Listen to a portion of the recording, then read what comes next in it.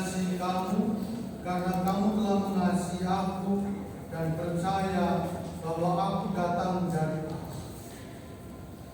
Bapak Ibu dan saudara-saudara yang terkasih, dalam Injil hari ini kita mendengar bagaimana Yesus meminta kita untuk meminta sesuatu kepada Allah.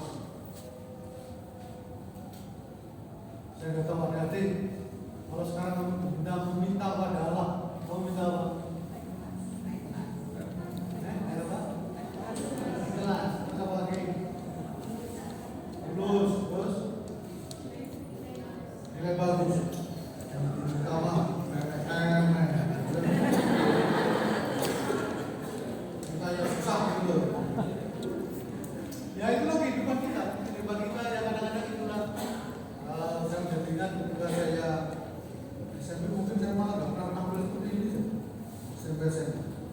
Nah, Bapak Ibu dan saudara-saudara yang terkasih, kalau Yesus bersabda, mintalah kepada Bapa. Dan dari situ kita mulai seluruh karya kerasulan ini. Mintalah kepada Bapa atas nama. Ketika saya membaca kembali karya Pak Dehon berkaitan dengan karya pendidikan, saya agak terkejut. Yang pertama, Pak Dehon mulai karya pendidikan berangkat dari sebuah pengalaman bertemu dengan Allah. Ini yang membedakan, ya. Kalau sekarang kita di Indonesia itu kita sekolah dasar itu sudah wajib, Malaysia itu sudah wajib. Pater Dehon mendirikan Collège Saint-Jean di Saint-Quentin. Yang pertama memang uskup menghendaki itu. Jadi uskup dari Soissons menghendaki gereja tampil dengan karya pendidikan, dan Dehon menjawab itu. Lalu kita bertanya, apa yang lebih dari Dehon? Justru Pater Dehon memulai karya itu pertama-tama dari karya pribadinya, yakni dia yang bertemu dengan Allah.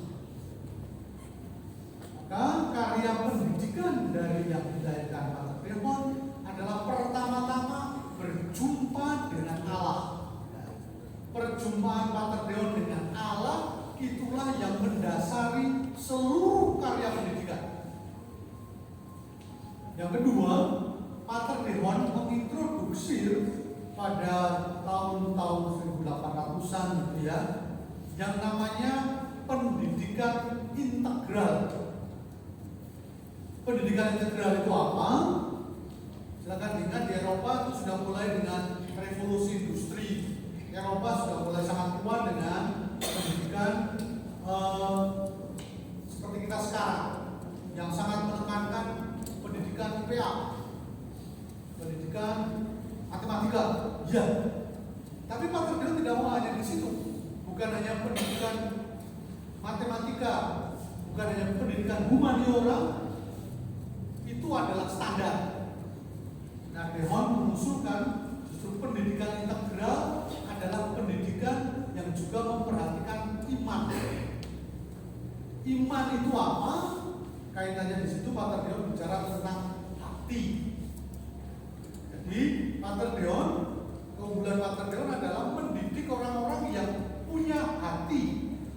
Hati untuk diri sendiri, hati yang beriman kepada Allah, dan hati yang melimpah sosial dengan masyarakat.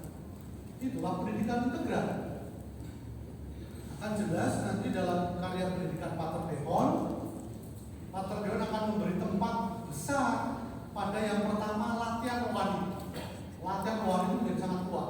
Tapi yang kedua, Pater Dehon juga akan memberi tempat yang besar pada latihan untuk solidaritas. Solidaritas, saling membantu gitu ya. Nah, itu dibuat di anak-anak kolese. Apa yang dibuat? Saya kira sekarang para guru mulai mengerti dengan kurikulum merdeka.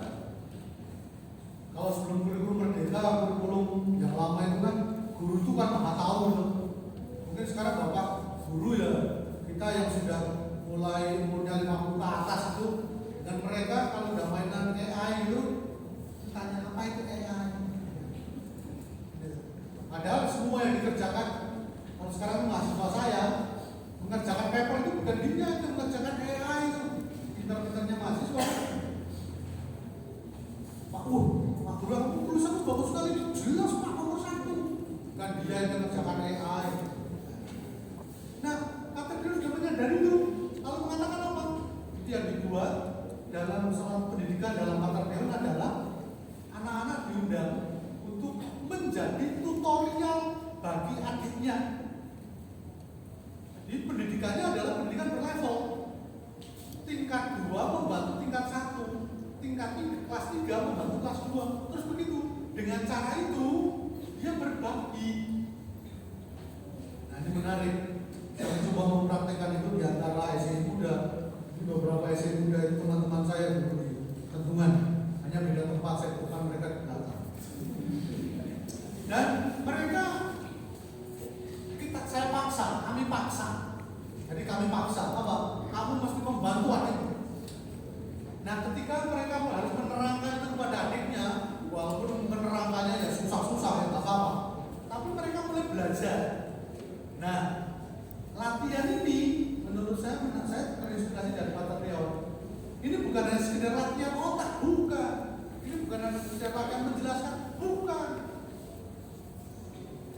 Kalau ada adik mungkin you know in English, carrying, diterjemahkan apa? Care.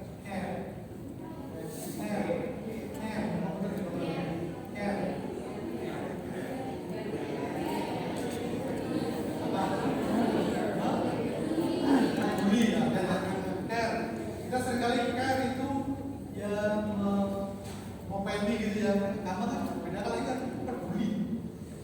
Ya, care itu bukan hanya mau pendi, tapi peduli kepada yang lain, punya hati kepada yang lain. Saya kira ini penting dalam dunia pendidikan.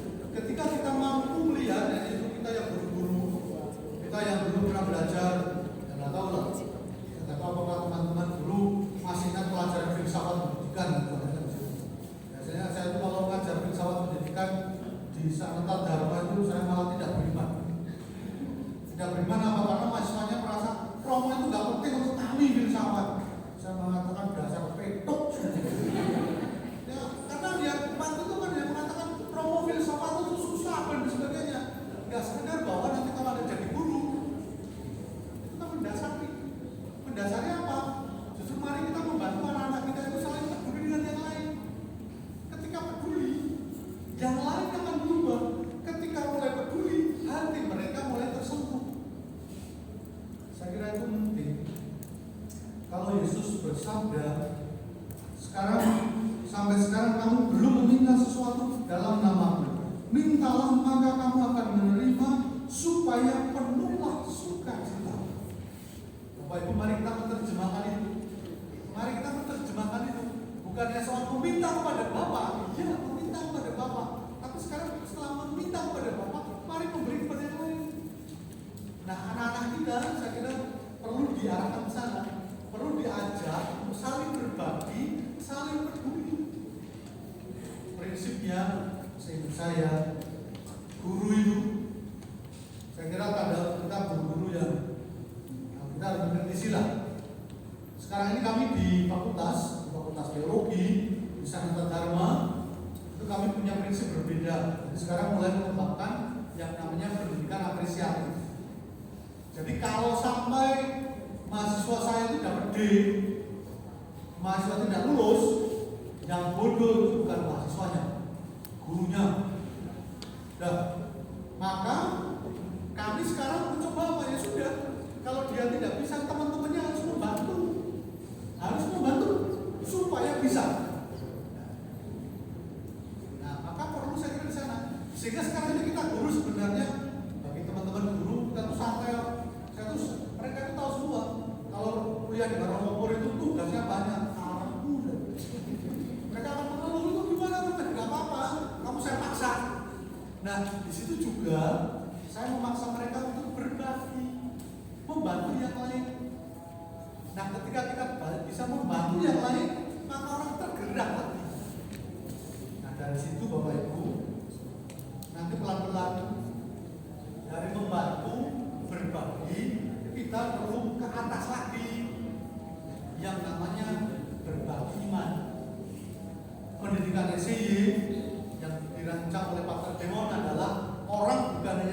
cerdas otaknya, tapi mari juga cerdas hatinya. Nah, setelah cerdas otaknya, cerdas hatinya, cerdas tangannya. Ya. Mari berbagi.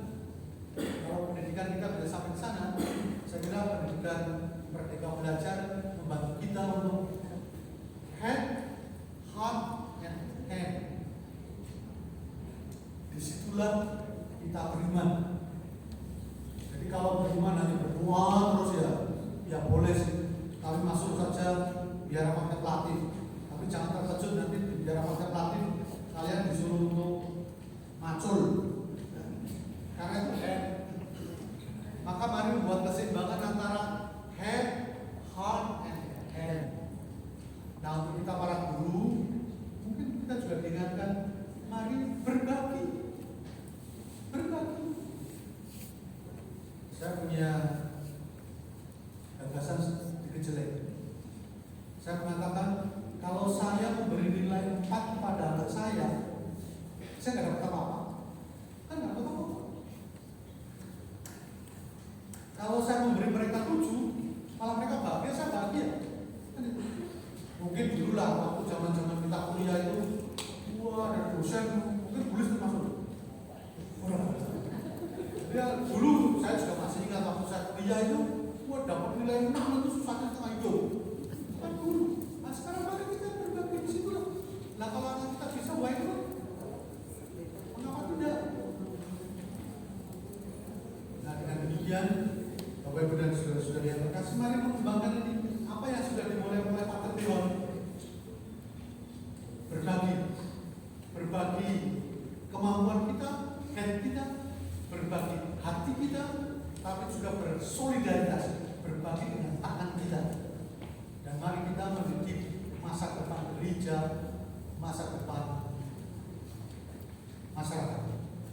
Yang terakhir, Bapak Ibu dan saudara-saudari yang terkasih, kalau Yesus bersabda, mintalah maka kamu akan menerima penuh sukacita. Saya kira ini kunci. Kalau Bapak Ibu biasa dengan kuantitatif, ukurannya adalah yang namanya memori baik.